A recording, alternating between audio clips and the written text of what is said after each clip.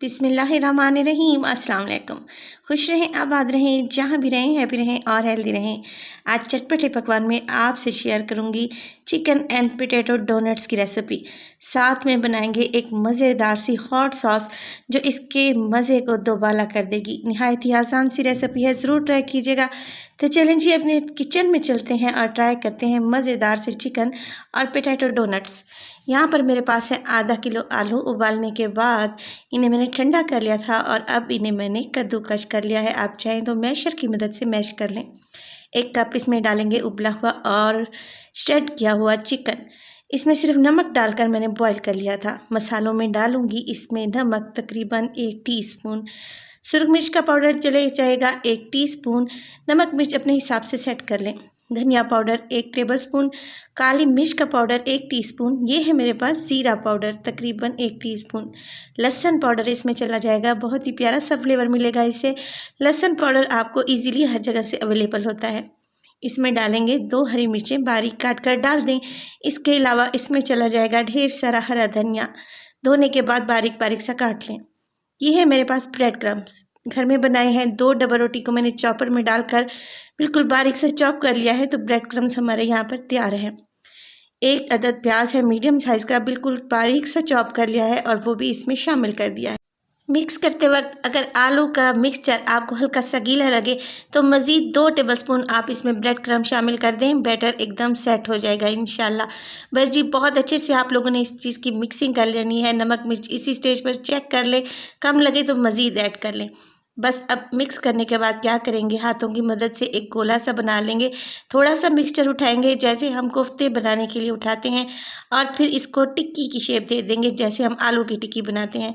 टिक्की बनाने के बाद फिंगर की मदद से देखें, हमने सेंटर में इस तरीके से होल बना लेना है और फिंगर की मदद से ही इसकी सारी सेटिंग कर लेनी है। कुछ इस तरीके से हमने बहुत ही क्यूट सा यहाँ पर डोनट तैयार कर लेना है। बस जी, सारे डोनट मैं ऐसे ही तैयार कर लूँगी। निहायत ही टेस्टी रेसिपी है, एक दफ़ा ज़रूर ट्राई कीजिएगा।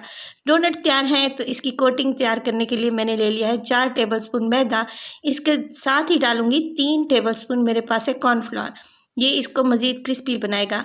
1 अदद अंडा तोड़कर डाल देंगे और इसमें शामिल करेंगे हाफ़ टी स्पून नमक ताकि इसका फ्लेवर आ सके। बस जी, थोड़ा थोड़ा सा पानी डालेंगे और इस मिक्सचर को मिक्स कर लेंगे। हमने डाला है इसमें कॉर्नफ्लोर जो कि नीचे जाके बैठ जाता है, तो आपने थोड़ा थोड़ा पानी ऐड करना है और एक परफेक्ट कंसिस्टेंसी आने तक इस मिक्सचर को अच्छे से मिक्स कर लेना है ताकि इसमें कोई भी गुठली बाकी ना रहे। तो यहाँ पे देखें, मिक्स मैं अच्छे से तैयार कर चुकी हूँ। इसकी कंसिस्टेंसी मैं आपको चेक करवा देती हूँ। ये देखें, ना ही बहुत ज़्यादा रनी है और ना ही बहुत ज़्यादा थिक है।